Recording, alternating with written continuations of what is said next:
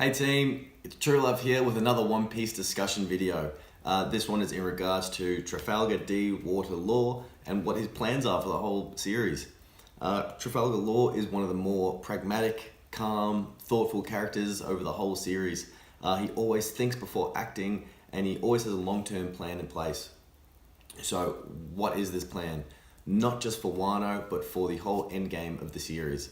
I think that his past, the events at Dressrosa and his relationship to the Doflamingo family, and also his ship and crew can give us a few hints into where Law is going. Let me tell you why.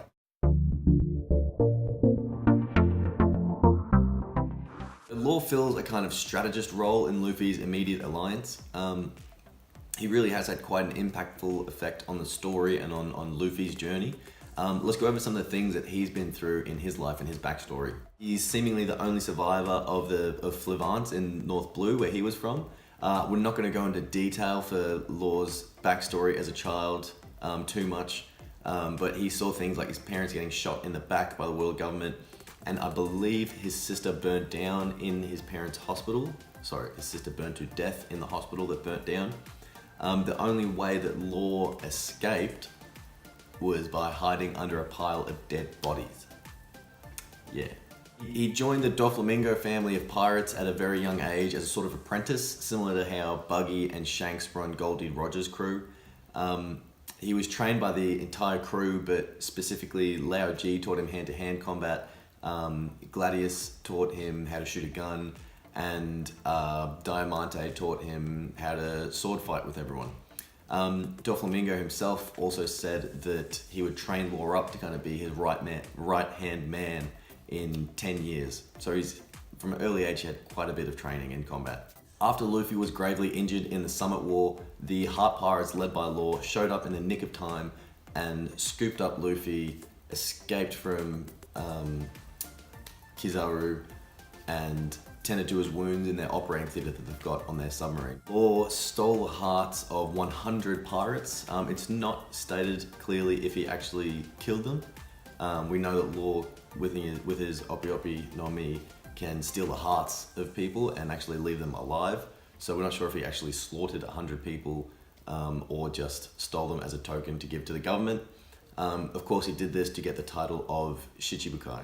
He infiltrated Caesar Clown's team on Punk Hazard with intent to gain access to Caesar's laboratory to kind of find out how the sad factories were set up, but also how the Smile Deva fruits were being made. After going through everything at Punk Hazard with Luffy and the Straw Hats, Law invited them to make an alliance and to go after, to start taking down the Yonko one at a time.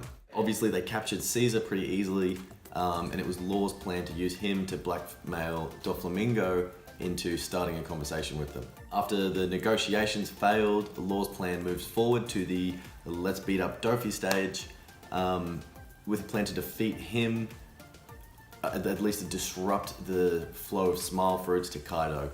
Perhaps cutting off Kaido's supply of Smile Devil fruits, destroying a sad factory, and then having Kaido deal with Doflamingo for them. Law travels with some of the Straw Hats to Wano and some of the Heart Pirates, and he immediately begins scheming. He sets up everyone's backstory, helps them, point them in the right direction in regards to professions to help them stay undercover, and this is all in regards to filling out little mini missions for each of them to help them defeat Kaido.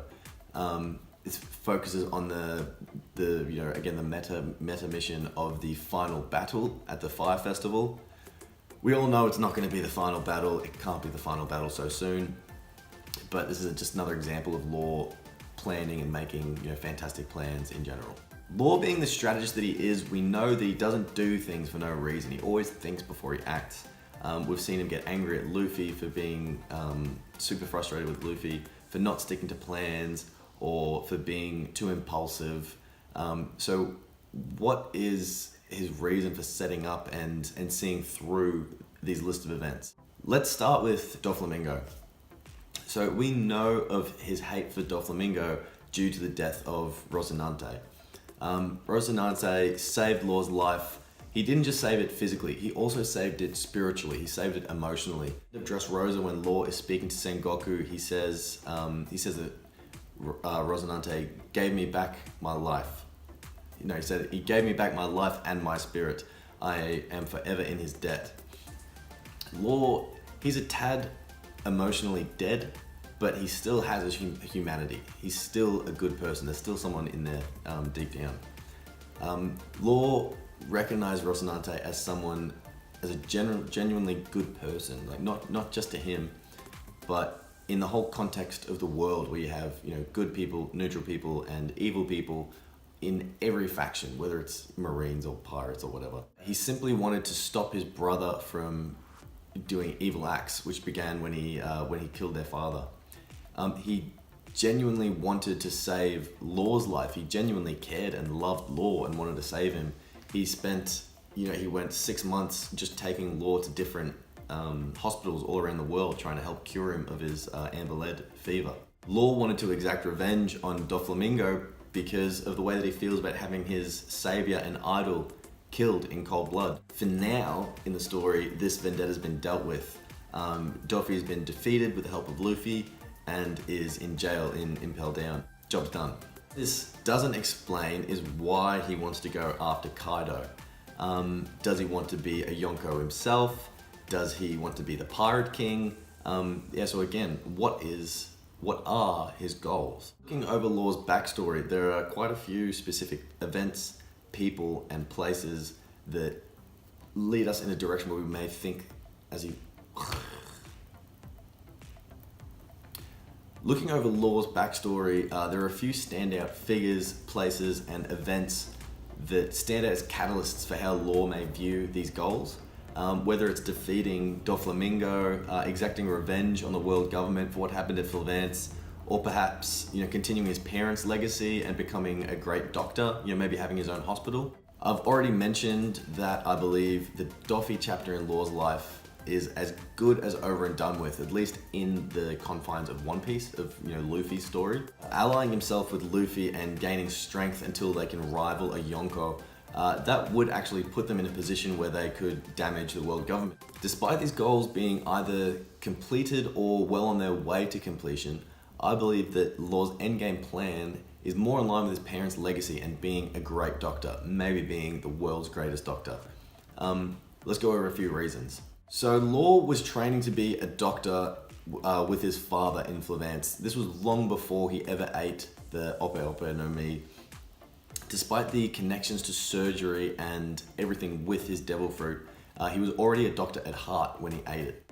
In an SBS, Oda's actually already drawn all the supernovas as children. We can see Law in a doctor's coat with a scalpel and a frog in his hand. This is well before his life got turned upside down by the amber lead fever. Another thing that leads me to believe that Law's more interested in helping people rather than hurting them, or, you know, conquering people and becoming the Pirate King or a Yonko, is the crew that he actually surrounds himself with and the way that he utilizes them, or more importantly, the way that he doesn't utilize them. We've seen next to nothing in regards to the fighting strength of the Heart Pirates. We've seen them stumble, we've seen them laugh and be a bit of a gag. We've seen Beppo do some kung fu for lols. There's nothing to make us think that they could ever stand up to a crew, even of like the tier that the Doflamingo family is on. There's a reason that Law didn't bring them to Dressrosa. If Law wanted to get to Raftel on his own accord with his own crew, surely he would not have surrounded himself with the people that he's got. However, what if Law's dream never was to get to Raftel? It was never to be a powerful Yonko. It was never to be someone like Kaido. When he grabbed Luffy and escaped from Marineford, his crew went into overdrive to save Luffy.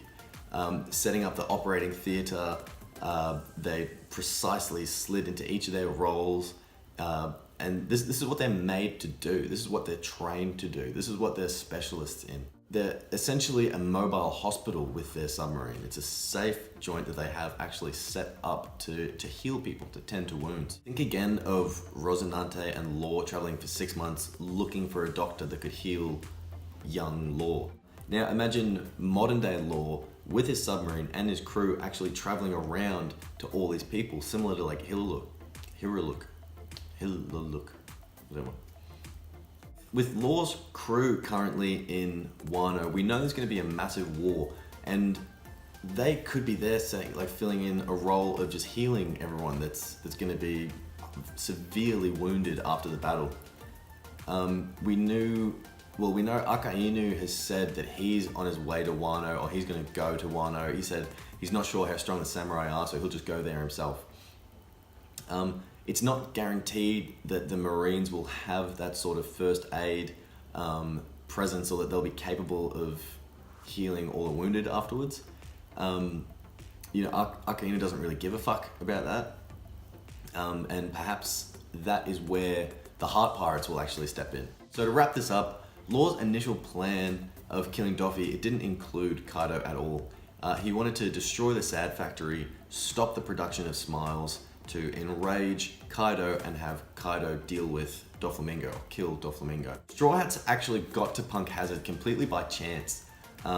Nami navigated their way out of a maelstrom, a massive storm on the ocean. There was no plan on Law or the Straw Hats' part to ally together. It was completely by chance. There was no foresight. The plan to kill Kaido, whilst seemingly premeditated, still doesn't fit in Law's MO. It seems like he was inspired by Luffy to aim higher, or maybe he felt like he was in Luffy's debt after Luffy helped him so much and he was such an integral part in the defeat of Doflamingo. Regardless, I don't think that Kaido or any of the Yonko are Law's endgame goal. His backstory, his crew, his relationship with Rosinante, they all point to his goal of helping people and of being a great doctor and healing people, not letting anyone be in the position that he was in when he was a child.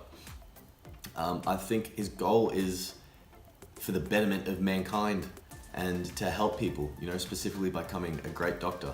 So that's all for another discussion video. If you've watched the entire video, then please leave a like below. Please leave me a comment.